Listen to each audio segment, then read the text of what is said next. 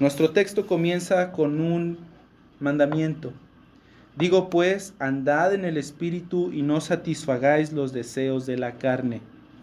Andad pues en el Espíritu. Ese es nuestro mandamiento. Ahora, este mandamiento viene con un pues ahí. Ya viste, no viene solamente el anden en el Espíritu. Dice, andad pues. O sea que el apóstol Pablo ya dijo algo que nos ayuda a comprender el mandamiento. ¿Qué es lo que él ha dicho? Lo que él ha dicho está en el versículo 13 del capítulo 5.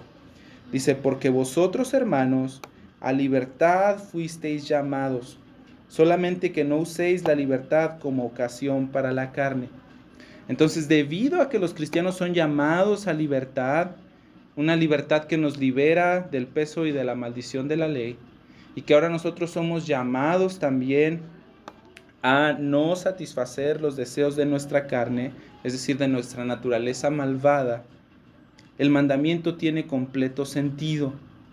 Ahora el apóstol Pablo nos pide a todos que andemos según el Espíritu Santo. Este mandamiento tiene sentido y tiene sentido solamente para los cristianos, solamente para ellos. ¿Por qué solamente para ellos? Porque ellos son los que han recibido de Dios mismo al Espíritu Santo. Mira Gálatas 3:2. Gálatas 3:2 dice, esto solo quiero saber de vosotros.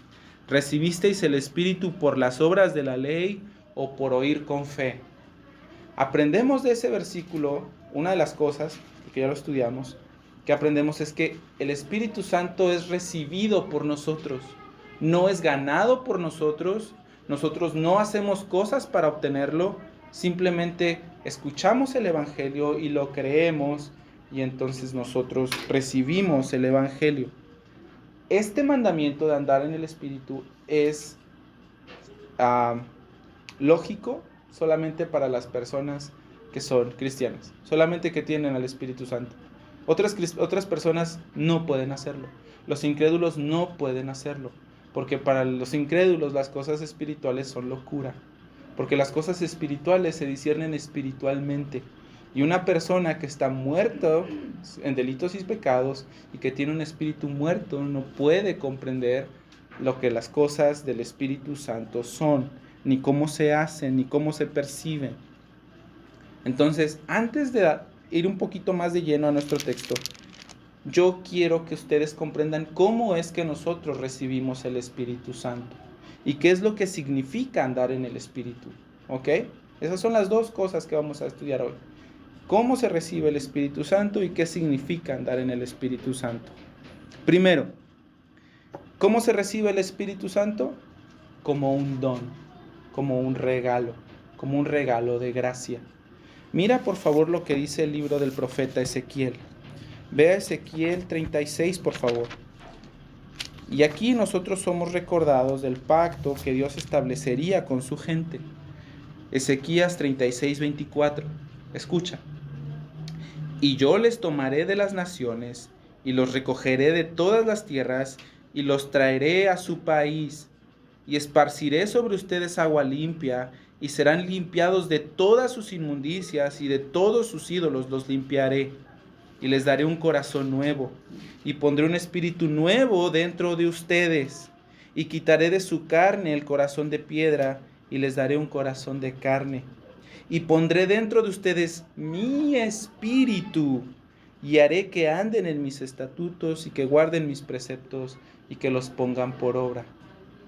Nosotros recibimos el Espíritu Santo como un don. Nosotros no lo obtenemos. Nosotros no trabajamos por Él. Nosotros no hacemos buenas obras para que Dios nos premie con eso.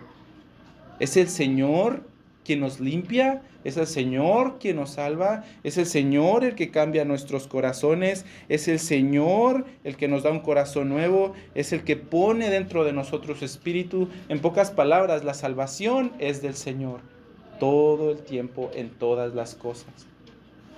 La salvación es del Señor. Recibimos al Espíritu como un don de Dios, como un regalo. Pero nosotros también recibimos al Espíritu cuando creemos en Cristo como lo que Él dijo ser, como el Señor y el Salvador de todo. Por favor, vea la carta a los Efesios. Si tú alguna vez te has preguntado, ¿y cuándo yo, cristiano, recibí al Espíritu Santo? Efesios tiene una respuesta para nosotros. Efesios 1:13. Dice lo siguiente. Efesios 1:13 dice así: en Él también ustedes, habiendo oído la palabra de verdad. ¿Cuál es esta palabra de verdad? El evangelio de su salvación. Y habiendo creído en Él, ¿qué cosa pasó? Fueron sellados ¿con qué cosa? Con el Espíritu Santo. Dios en su bondad y en su soberanía mandó su Espíritu a vivir a nosotros en el momento en el que nosotros creímos el evangelio. En ese momento, desde ese instante, Dios puso su Espíritu en nosotros. Entonces, ¿cómo se recibe el Espíritu Santo? Bueno, primero como un don, y segundo, cuando nosotros creemos en Cristo como lo que Él dijo ser, el Señor y el Salvador de todo. Entonces,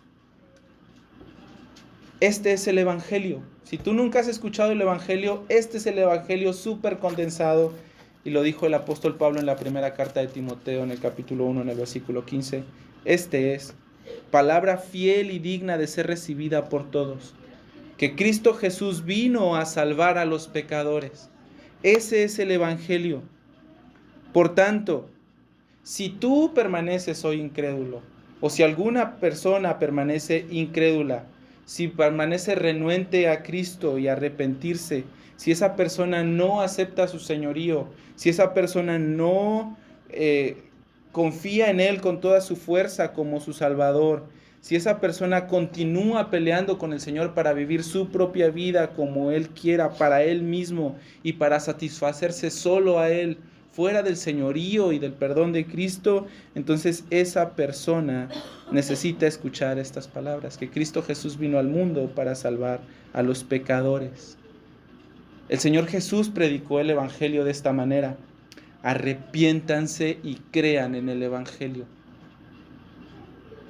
Si alguno de nosotros o si alguna persona permanece renuente a reconocer a Cristo como el Salvador y el Señor, entonces esa persona necesita arrepentirse. Necesita arrepentirse. Y el Señor ha sido bueno con esas personas, y el Señor fue bueno con nosotros por mucho tiempo, porque en su paciencia Él nos toleró a todos nosotros. Nos toleró mucho. Y hoy manda a todos los hombres que se arrepientan. ¿Te das cuenta que el Señor Jesús no dijo, bueno, si tú quisieras tomar una decisión, hoy tengo muchas bendiciones para ti, te las quiero dar todas, pero híjole, si tú no me dejas entrar a tu corazón, yo no puedo? El Señor Jesús no habló así. El Señor Jesús, su primera predicación registrada en el Evangelio de Marcos es esta, Marcos 1:15. Arrepiéntanse y crean en el Evangelio. Nosotros y todas las personas necesitamos arrepentirnos de nuestros pecados, especialmente de nuestro pecado de incredulidad, de no creer que el Señor Jesús es quien dijo ser y de no tratarlo como lo que Él es. Entonces, hermanos, necesitamos arrepentirnos. Y las personas que son llamadas a arrepentirse, y si tú has sido llamado hoy a arrepentirte, necesitas hacerlo sin dudar y hacerlo rápido. Porque el mismo Señor que manda a todos los hombres que se arrepientan, es el mismo que un día juzgará al mundo con justicia. Tú y yo seremos juzgados por el Señor Jesús. Y una vez que Él haya dado su veredicto, y una vez que Él haya pronunciado su sentencia, no va a haber marcha atrás. No va a haber dobles sentencias, no va a haber reconsideraciones de su parte, ni tendrá otro juicio, ni Él se retractará de sus palabras. Él va a juzgar a todos con justicia y castigará a los culpables, a los que hayan roto su ley, y no van a poder escapar del poder de su ira. Hermanos, el terror de esa sentencia, no importa cuán fuerte sea el corazón de la persona que la escuche, va a derretirse como cera caliente. Ahí, en esa sentencia, el Señor Jesús dice que solamente habrá llanto y crujir de dientes, obscuridad. Lo que nos enseña la ley, lo que nos enseñan los mandamientos de Dios, que son perfectos y justos, es que somos personas malvadas. Deja descubierto toda nuestra maldad. Cuando nosotros intentamos escuchar los mandamientos de Dios y mantener una apariencia de bondad, todo eso se desmorona. La ley nos enseña que es horrible que nosotros seamos el objeto de la ira de Dios, porque dice Hebreos que es una cosa terrible caer en las manos de Dios vivo, que Él es como un fuego consumidor. Y mira, esto es lo que dicen los salmos. En el Salmo 7:11 dice: Dios es justo y Dios está airado contra el impío todos los días. Airado viene de ira. Si alguno de ustedes o si alguna persona está pensando que Dios no lo va a castigar porque Dios es bueno, esa persona no sabe de lo que está hablando. Dios castigará a los malvados precisamente porque Él es bueno, porque Él odia la maldad del mundo y la borrará algún día. Ese es lo que la ley trae para nosotros. Si alguno de nosotros hemos estado tratando de vivir como buenas personas para ganarnos el favor de Dios, estamos intentando llenar un barril que no tiene fondo. La ley siempre exigirá de ti perfección y siempre te castigará cuando no lo hagas. Pero Dios puede salvar a las personas por medio de Cristo. Cristo Jesús vino al mundo a salvar a los pecadores. Ese es el Evangelio. Cristo puede perdonar al pecador, incluso si es el más grande de todos. Escucha lo que dice Gálatas 3:13. Cristo nos redimió de la maldición de la ley. Estas cosas terribles que acabamos de decir, Cristo nos redimió de la maldición de la ley, hecho por nosotros maldición. Porque escrito está: maldito todo aquel que es colgado de un madero. Cristo tomó nuestra maldición y la pagó. ¿Por qué? Dice Gálatas 2:16, porque sabemos que los hombres no podemos ser justificados, no podemos ser declarados justos e inocentes por las obras de la ley, sino por la fe de Cristo. Nosotros también hemos creído en Cristo Jesús para ser justificados por la fe de Cristo y no por las obras de la ley, por cuanto por las obras de la ley nadie será justificado. Ese es el Evangelio. Las personas que han creído en Cristo y que han recibido ese Evangelio, como dice Efesios, aquellos que han escuchado la palabra de verdad, el Evangelio de nuestra salvación, al creer fuimos sellados con el Espíritu Santo. Y este milagro, hermanos, en el que el pecador por primera vez ve su pecado y lo odia. Este milagro en el cual el pecador comienza a rechazar el mal que antes amaba y a buscar la santidad y la justicia que antes odiaba. Hermanos, esa es una muestra de que el Espíritu Santo mora ahora en nosotros y las cosas de Dios se vuelven preciosas para nosotros. Es justo como dijo el profeta Ezequiel, ¿cierto? Los limpiaré de todas sus inmundicias y de todos sus ídolos los limpiaré. Justo como dijo el profeta Ezequiel, y pondré dentro de vosotros mi espíritu para que anden en mis estatutos y guarden mis preceptos y los pongan por obra. ¿Verdad que sí? Justo como Él lo dijo. Y si esto es así en ti, Y si esto ha pasado en ti, entonces tú puedes vivir en la fuerza de la omnipotente, misericordiosa y toda sabia guianza del Espíritu Santo. Si eso es verdad para ti. Si no, no. ¿Cómo vivirá en el Espíritu un espíritu muerto? ¿Cómo a una persona se le puede pedir que ande en el Espíritu Santo si no conoce a ese Espíritu y si ese Espíritu no mora en él? No podemos. No podemos. No se puede. Este mandamiento es solo para cristianos. Solo para cristianos. Entonces, antes que nada, escucha esto. Ya aprendimos cómo se recibe el Espíritu Santo, ¿cierto? ¿Qué significa andar en el Espíritu Santo? Antes que nada, andar en el Espíritu Santo significa que tenemos un mandamiento y un privilegio y la alegría del cristiano, y del cristiano solamente, de andar así. Es un mandamiento, sí, pero también es un privilegio y es nuestra alegría y nuestro deseo. Eso es primero que nada. Es el mandamiento, el privilegio y la alegría del cristiano, y solo del cristiano, de nadie más.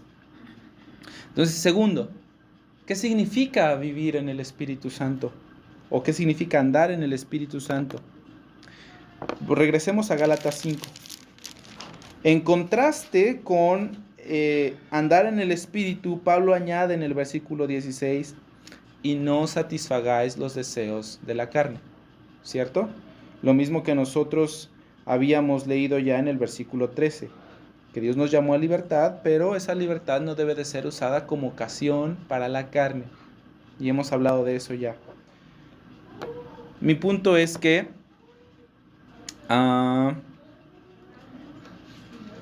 para los cristianos, andar en el Espíritu significa tener una pelea con nosotros mismos constantemente. Constantemente. Recuerda que en este contexto la carne significa nuestra naturaleza malvada, nuestra naturaleza humana y depravada que está arraigada en lo profundo de nuestro corazón. Eso significa. Entonces, si andar en el Espíritu es lo opuesto a seguir los deseos de nuestra carne, de nuestra naturaleza malvada, yo comprendo que andar en el Espíritu también significa vivir en santidad. Este mismo contraste que yo les estoy diciendo de vivir la carne y vivir en santidad se encuentra en los versículos siguientes. Mira lo que dice el versículo 17. Porque el deseo de la carne es contra ¿qué? Es contra el Espíritu, ¿ves? Están ahí el uno contra el otro constantemente. Y el del Espíritu contra el de la carne. ¿Y estos qué hacen? La carne y el Espíritu se oponen entre sí para que no hagáis lo que queréis. ¿Ves? Ahí están los dos. Mira el versículo 19. Y estas son las obras de la carne. ¿Cuáles son? Adulterio, fornicación, inmundicia, lascivia, idolatría, hechicerías, enemistades, pleitos, celos, iras, contiendas, disensiones, que son divisiones, herejías, que una herejía es una enseñanza que no viene en la Biblia, envidias, homicidios, borracheras, orgías y cosas semejantes a estas, acerca de las cuales les amonesto, escucha esto, como ya lo he dicho antes, que los que practican tales cosas no heredarán el reino de Dios. ¿Ves? Estas son las obras de la carne. Y aquí está el contraste. Más, y esta palabra más en otras versiones se traduce como pero. Estas son las obras de la carne, pero ahora vienen las obras del Espíritu. Estas son las obras de la carne, pero en cambio tenemos las obras del Espíritu, que son, en el fruto del Espíritu viene el amor, gozo, paz, paciencia, amabilidad, bondad, fe, mansedumbre y dominio propio, que es la templanza. ¿Ves cómo está este contraste entre uno y otro? Y esta pelea entre uno y otro. Nosotros tenemos esta pelea, cualquier creyente tiene esta pelea en él mismo, de estar batallando con sus deseos malvados y al mismo tiempo desea la santidad de vida y desea andar en el Espíritu. Ahora, date cuenta que esta santidad de la que habla aquí Gálatas, este andar en el Espíritu se refleja en las cualidades de nuestro carácter. ¿Te das cuenta?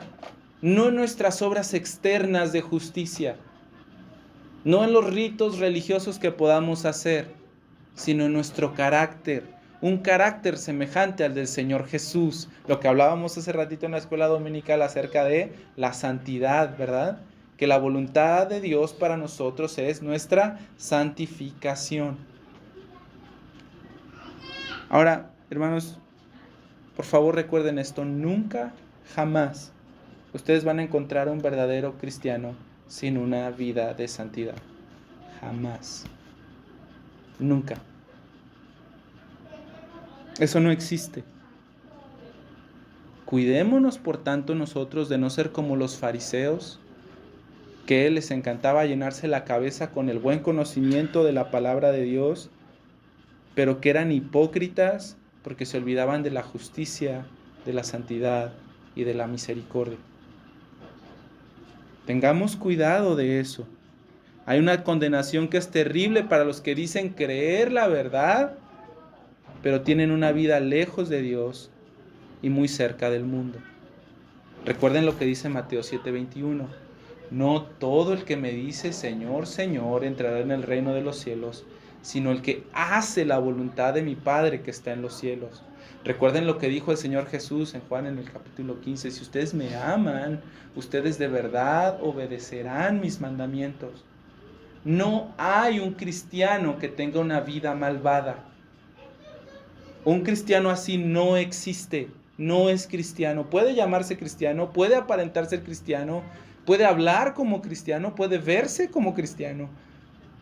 Pero una de las marcas que hacen evidentes que el Espíritu Santo mora en nosotros y que nosotros andamos en Él es que nosotros vivimos una vida santa.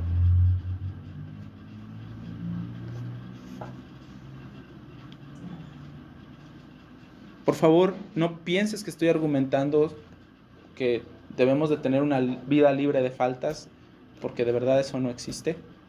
Quiero leerte lo que el mismo apóstol Pablo escribió poquito después de haber escrito Gálatas en Romanos 7. Porque esta lucha de la que Pablo nos habla en Romanos 7 es la misma lucha que todo cristiano tiene. Romanos 7:15. Romanos 7:15 dice: porque lo que hago no lo entiendo, pues no hago lo que quiero, sino lo que aborrezco, eso hago. Y si lo que no quiero, esto hago, apruebo que la ley es buena. De manera que ya no soy yo quien hace aquello, sino el pecado que mora en mí. Y luego más adelante dice: y yo sé que en mí, esto es, en mi carne, escucha esto, en mi carne no mora el bien. ¿Te das cuenta? Esto que les estaba diciendo hace ratito de que nuestra carne es naturalmente malvada, no es una exageración. De verdad, en nuestra carne no hay ningún bien. Piensa por un momento en tus tiempos antes de conocer al Señor y antes de que el Señor te salvara. Tal vez hacías cosas buenas, pero no las hacías por amor a Dios. No las hacías para darle gloria a Él, ni tampoco por ser obediente a Él. Las hacías para ti mismo. Y siempre vivimos así mientras no le conocimos. En mi carne no mora el bien, porque el querer el bien está en mí, dice el apóstol Pablo, pero no hacerlo. Porque no hago el bien que quiero, sino el mal que no quiero. Eso es lo que yo hago. Y si hago lo que no quiero, ya no lo hago yo, sino el pecado que mora en mí. Así que queriendo yo hacer el bien, hallo esta ley, que el mal está en mí. Porque según el hombre interior, me deleito en la ley de Dios. Pero veo otra ley en mis miembros que se rebela contra la ley de mi mente y me lleva cautivo al pecado que está en mis miembros. Y luego dice: miserable de mí, ¿quién me librará de este cuerpo de muerte? Y termina con algo grandioso que dice: gracias a Dios por Jesucristo, porque Cristo nos libera de este cuerpo de muerte. Entonces, ¿ves lo que está haciendo aquí el apóstol Pablo? El apóstol Pablo, el gran apóstol Pablo, el autor del Medio Nuevo Testamento, el gran misionero, que fundó las doctrinas del cristianismo, así, y las escribió, el gran apóstol Pablo batalla con su propia carne. Hay cosas que él no quiere hacer y que de repente se encuentra haciendo. Y él encuentra que a veces lo que él desea hacer en su interior, que se deleita en la ley de Dios, le es difícil. Todo cristiano tiene esta lucha. Todos los cristianos la tienen. Entonces, por favor, no pienses que estoy argumentando por una vida libre de fallas y pecados y de errores. Estoy argumentando que en la vida cristiana verdadera siempre está este conflicto de la carne contra el espíritu y el espíritu contra la carne. Siempre está. ¿Y sabes qué? Tal vez esa sea una de las más grandes evidencias de si tú eres cristiano o no. Hermanos, porque nosotros no somos cristianos si un día levantamos la mano. Nosotros no somos cristianos si algún día tomamos una decisión por Jesús o si repetimos una oración y ya. Eso es exactamente lo mismo que hace la Iglesia Católica.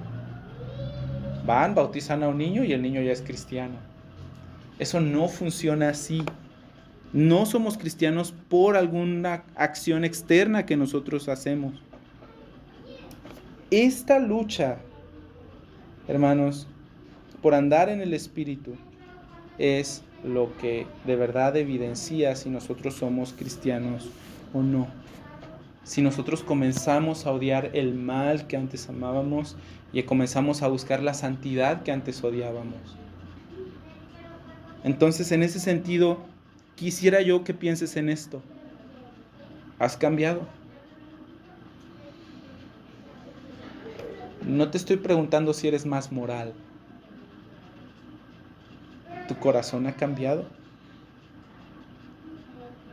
¿Sigues cambiando?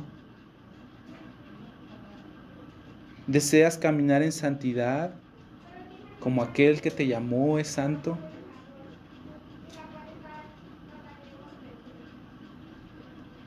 ¿Estás odiando o alguna vez has odiado el mal que hay en ti?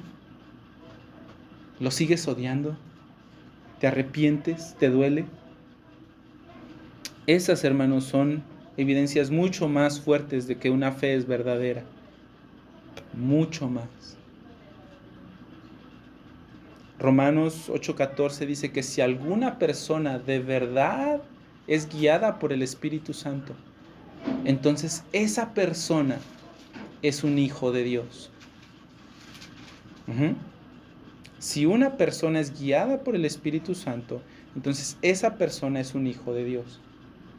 Yo me pregunto, ¿a dónde me guiará el Espíritu Santo? ¿No tendría sentido decir que el Espíritu Santo siempre nos guiaría hacia la santidad porque esa es su propia naturaleza? Yo creo que tiene mucho sentido, mucho sentido.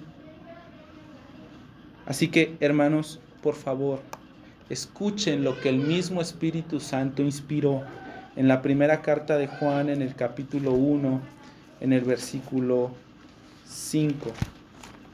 Primera de Juan, capítulo 1, versículo 5. Este es el mensaje que hemos oído de Él y les anunciamos. Dios es luz y no hay ningunas tinieblas en Él. La luz hace referencia a su bondad, a su justicia, a su santidad, a su gracia, a su rectitud. Todas las cosas buenas de Dios. Dios es luz y en Él no hay ningunas tinieblas. Y si la luz tiene que ver con la santidad y la justicia y la rectitud, las tinieblas tienen que ver con el pecado y la maldad. Dios es luz y no hay ningunas tinieblas en Él. Si decimos que tenemos comunión con Él y andamos en tinieblas, mentimos y no practicamos la verdad. ¿Te das cuenta?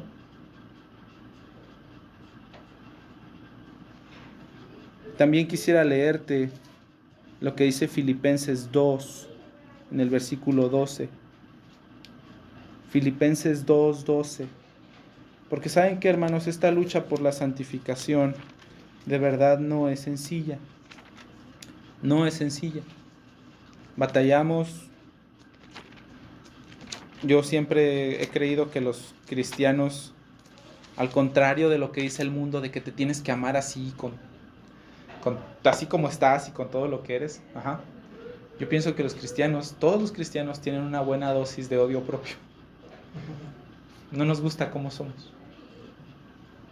Quisiéramos llevar más honra al Señor, quisiéramos ser más obedientes. El mismo apóstol Pablo decía, yo prosigo a la meta. O sea, él todavía no llegaba a donde tenía que llegar. El mismo apóstol Pablo instruyó a los efesios en el capítulo 4 que Dios ha puesto maestros y evangelistas y pastores para que todos lleguemos a la estatura de la plenitud de Cristo. Y mientras no estemos ahí, entonces nosotros seguimos avanzando. Está difícil, la verdad. Esto es algo que repito mucho también. Fallamos más de lo que nos gustaría admitir. Somos peores de lo que pensamos. Y simplemente hace falta darle una revisadita a la semana pasada para darnos cuenta que aún necesitamos crecer. Y que este mandamiento de anden en el Espíritu no es una cosa abstracta y rara. Es una cosa que es muy útil para todos nosotros. Entonces, Filipenses 2, versículo 12, escucha esto por favor, porque en esta dura pelea yo creo que esto puede traernos mucho ánimo. Por tanto, amados míos, como siempre han obedecido, no como en mi presencia solamente, sino ahora mucho más en mi ausencia, ocúpense en su salvación con temor y temblor. Los malos maestros enseñan que aquí ocúpense de su salvación significa que tú tienes que hacer cosas para ser salvo. Que tienes que hacer más buenas obras para que entonces Dios te salve. Hemos aprendido en Gálatas que esto no es así. Entonces, ¿qué significa? Bueno, este es un dato curioso. El verbo en griego ahí, recuerden que el Nuevo Testamento está escrito en griego, es katergazomai, que significa trabajar con mucha dedicación y con mucho esfuerzo hasta completar algo y completarlo bien. Esa es la idea, ¿ok? Esa es la idea del verbo ahí, ocupaos. Y eso es difícil. Eso es difícil. No sé ustedes, pero cuando algo se alarga, yo me empiezo a frustrar. Que no me sale de repente algo que quiero arreglar en la casa y ya mejor lo dejo. Y como los 2 días otra vez ahí estoy. Pero la Biblia dice, ocúpense de su salvación. Trabajen en ella diligentemente hasta que lo terminen. Pero mira, aquí viene el consuelo. Versículo 13. Porque Dios es el que produce en ustedes así el querer como el hacer por su buena voluntad. Por su buena voluntad. Y esto lo vimos otra vez hace ratito en la escuela dominical. Y les digo algo. De veras, se los prometo. No tomé mis notas de la escuela dominical para hacer esto. Pero aquí el asunto es este. Como lo dijimos hace ratito, en esta lucha que es difícil, Dios está ahí ayudándonos y sosteniéndonos y ayudándonos a perseverar. La Biblia no dice ocúpense de su salvación y termínenla. Dice ocúpense de su salvación porque Dios es el que produce en ustedes el querer como el hacer. Tenemos asegurado que vamos a tener fruto porque Dios es el que produce ese fruto en nuestro carácter.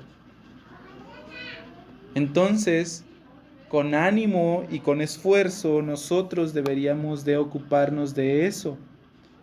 El mismo que nos ha ordenado, anden en el Espíritu, nos ha dado su Espíritu para poder lograrlo. ¿Recuerdan lo que dice Ezequiel?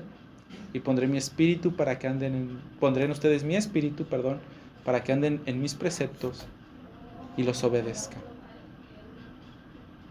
El mismo que nos ha ordenado andar en el Espíritu nos ha dado su Espíritu para poder hacerlo.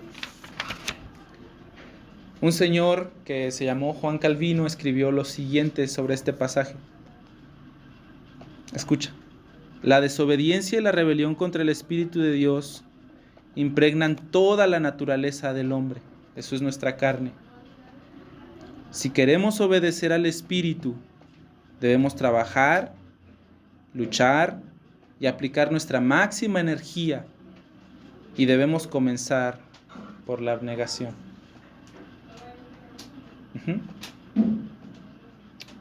De verdad, nosotros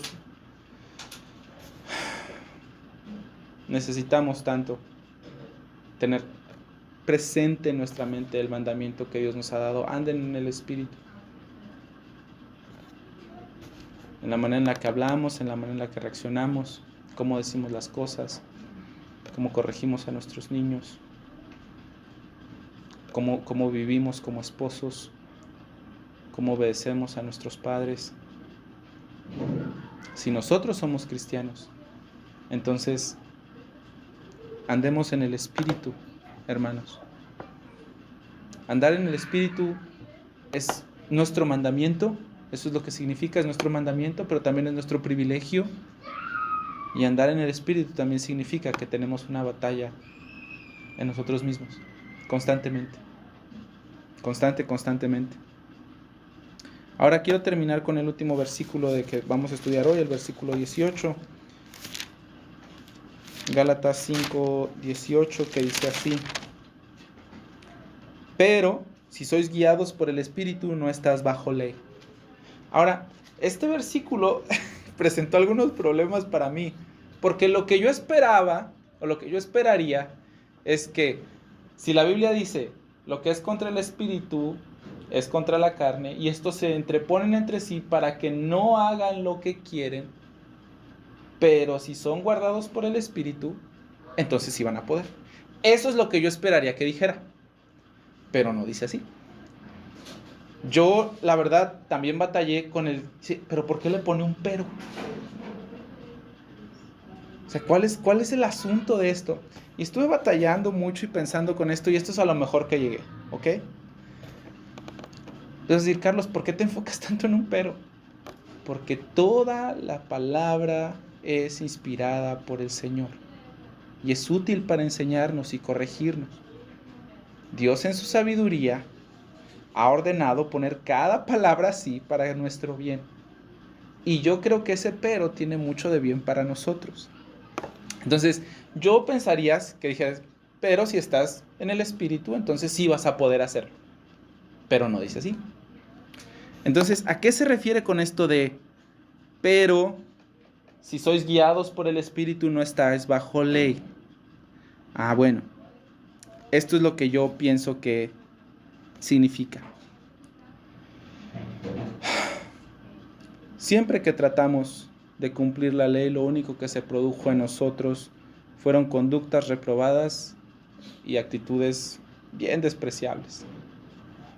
El mismo apóstol Pablo dijo, yo no sabría lo que es codiciar si la ley no dijera, no codiciarás. Y el pecado, tomando por ocasión la ley, me sedujo y yo pequé.